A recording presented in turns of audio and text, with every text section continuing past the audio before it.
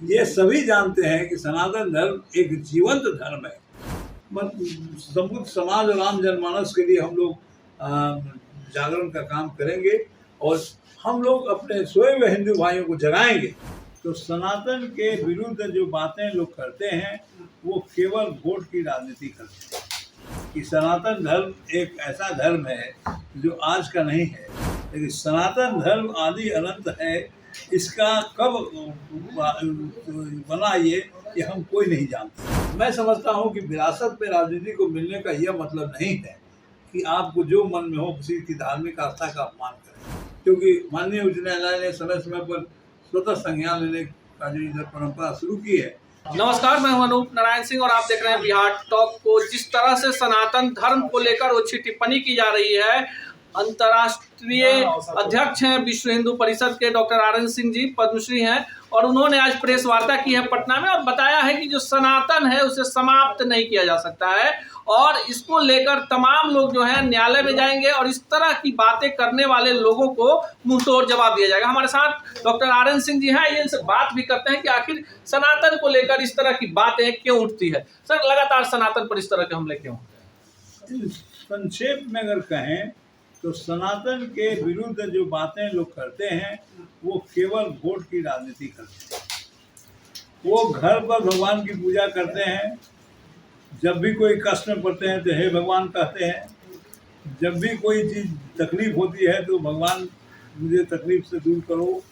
लेकिन जब वोट की राजनीति होती है तो वो इस तरह की बातें करते हैं। मैं समझता हूँ कि इन लोगों को इस बात का ज्ञान होना चाहिए कि सनातन धर्म एक ऐसा धर्म है जो आज का नहीं है।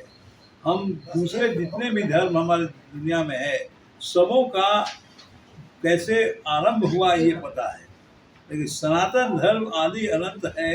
इसका कब बना ये हम कोई नहीं जानते हैं। और त्रेता युग से द्वापर से सब जगह पे ये सनातन धर्म चला रहा और इसको समाप्त करने के लिए, इसको खराब करने के लिए, इसके बारे में कुरीति बना करके इसको बदनाम करने की जो भी साजिश हो रही है वो और कुछ नहीं, जस्ट वोट की राजनीति है, तुष्टीकरण की राजनीति है और ये हमारे देश के लिए बहुत ही खतरनाक है। कल परसों की एक घटना है कि उदयनिधि स्टालिन साहब ने एक इरेडिकेशन ऑफ सनातन धर्म के नाम पर एक कॉन्फ्रेंस करके उन्होंने जो एक बहुत ही भयानक और बहुत ही क्या कहते हैं हेट स्पीच दिया, जो कि सनातन धर्म को खत्म करने की बात उठा रहे हैं। ये शायद हम हिंदुओं के लिए बहुत अच्छा नहीं है और हम सभी को ये आगाह करना चाहते हैं कि ये जो उदयनिधि साहब हैं, जो स्टालिन साहब, ये जो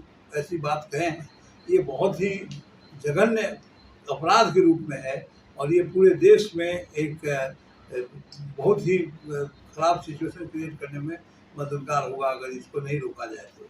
इसलिए मैंने आपको एक प्रेस विज्ञप्ति में विश्व हिंदू परिषद में आज प्रेस वार्ता को संबोधित करते हुए तमाम दल सिर्फ विशेष वर्ग को खुश करने के लिए बहुसंख्यक सनातन धर्म की टिप्पणी कर चर्चा में बने रहना चाहते हैं। हाल ही में तमिलनाडु के मुख्यमंत्री श्री एम.के. स्टालिन के बेटे श्री उदयनिधि स्टालिन द्वारा हिंदू धर्म पर की गई टिप्पणी तो उन्होंने अत्यंत निंदनीय और दुर्भाग्यपूर्ण बताया। मैं समझता हूं कि विरासत में राजनीति को मिलने का यह मतलब नहीं है कि आपको जो मन में हो किसी की धार्मिक आस्था का अपमान करें। भारतवर्ष कॉन्स्टिट्यूशन से चलता है, संविधान से चलता है और संविधान में सेकुलर का वर्ड चाहे किसी रूप में आया हो है। इसका ये मतलब नहीं है कि सेकुलर को डिफिनीशन को बदल दें आप और हिंदू को गाली दें तो सेकुलरिज्म और दूसरे धर्म की बड़ाई करें तो सेकुलरिज्म, ऐसी कोई तो बात है नहीं। इस कठोर शब्दों में इसका मैं भर्त्सना करता हूँ और न्यायाधीश स्टालिन को अपने बयान को वापस लेने और संपूर्ण हिंदू समाज से माफ़ी मांगने की मांग करता हूँ। मेरा दूसरा बयान यही है कि 80% आबादी जो हमारी है उसको ये छोड़ करके 20% की आबादी को तुष्टीकरण के लिए जो सभी नेता लोग कर रहे हैं ये बहुत ही जघन्य अपराध है और हम समझते हैं कि माननीय उच्चतम न्यायालय को इस हेट स्पीच का स्वतः संज्ञान लेते हुए इस पर कार्रवाई करनी चाहिए।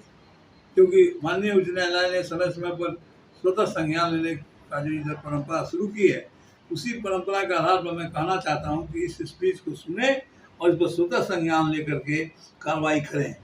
और हमारे साथ बैठी हैं डॉक्टर शोभारानी सिंह, जो हमारे उपाध्यक्षा हैं बिहार प्रांत के। ये भी कुछ बोलना चाहेंगे? संपूर्ण समाज और आम जनमानस के लिए हम लोग जागरण का काम करेंगे और हम लोग अपने स्वयं हिंदू भाइयों को जगाएंगे कि भाई इस तरह के लोग जब इतने इस स्तर पर चले आए हैं तो हम लोग को भी उसके प्रतिकार करने की कुछ न कुछ कार्रवाई करनी है। अब हिंदुत्व प्रतिस्पर्धा और प्रतिकार में ये भागने या पलायन की बात नहीं करना है, अब हम लोग को प्रतिकार करना है। वो समय गया जब हिंदू इस सेकुलर के नाम पर पलायन करते थे, अब हम लोग प्रतिकार करेंगे। इन्हीं शब्दों के साथ मैं आपको धन्यवाद देना चाहता हूँ कि आप आए और हमारी बातों को सुने। मैं समझता हूँ कि आपके द्वारा ये पूरे जनमानस में ये समाचार जाना चाहिए। अरे यार, सर एक बड़ा सवाल है कि सनातन धर्म को क्या समाप्त किया जा सकता है? आपका प्रश्न बहुत ही अच्छा है। ये सभी जानते हैं कि सनातन धर्म एक जीवंत धर्म है। सनातन धर्म जीवंत धर्म है जिसको खत्म नहीं किया जा सकता। जीवंत का मतलब मैं आपको बताता हूँ क्यों। देखिए, हमारी जिंदगी में सनातन धर्म में 16 संस्कार होते थे। 16 संस्कार का मतलब होता था गोद भराई संस्कार से लेकर के जन्म संस्कार, उपनयन संस्कार, कर्णभेद संस्कार, मुख जूठी संस्कार, खल्ली पकड़ाने का संस्कार, उपनयन का संस्कार, शादी का संस्कार, मरणासन संस्कार, ये सारे संस्कार हमारे सनातन धर्म में है। आज अगर 2-4-10 संस्कार खत्म भी हो गए, फिर भी 5-10 संस्कार तो हम लोग के यहाँ चल ही रहा है। अभी भी हमारे यहाँ उपनयन, हमारे यहाँ शादियाँ, ये सब होती हैं। तो हमारा सनातन धर्म आज हजारों साल से इतने संस्कारों को लेकर चला आ रहा है। इसलिए मैं कहता हूँ कि हमारा सनातन धर्म एक जीवंत धर्म है और इसकी परंपरा आज हजारों साल से चली आ रही है। और जो कोई भी व्यक्ति इस बात को समझता है कि मैं इसको खत्म कर दूंगा, शायद उसकी बचपना है।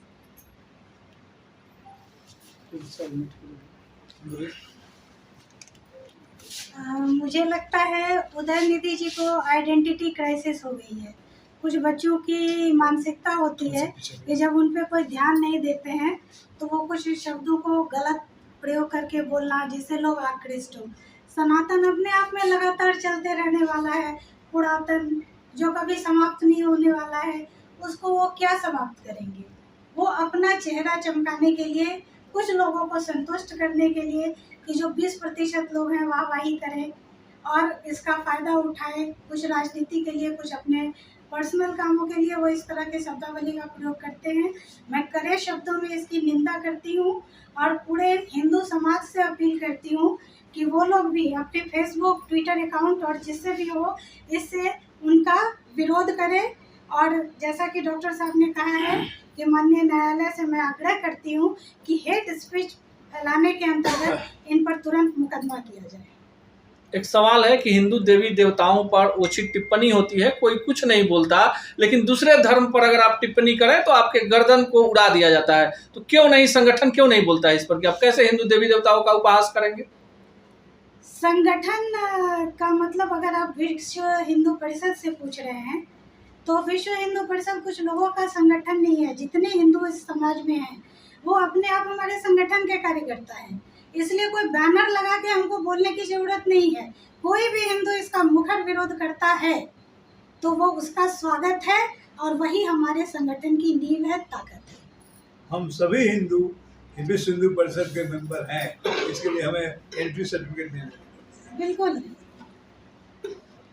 आपने सुना, ये अंतर्राष्ट्रीय अध्यक्ष हैं विश्व हिंदू परिषद के पद्मश्री डॉक्टर आर.एन. सिंह जी, और कह रहे हैं कि ये वोट बैंक की राजनीति है और जिन लोगों ने भी बयान दिया है उन्हें सनातन धर्म से जुड़े तमाम लोगों से माफ़ी मांगनी चाहिए और ये लड़ाई किसी व्यक्ति विशेष की नहीं है।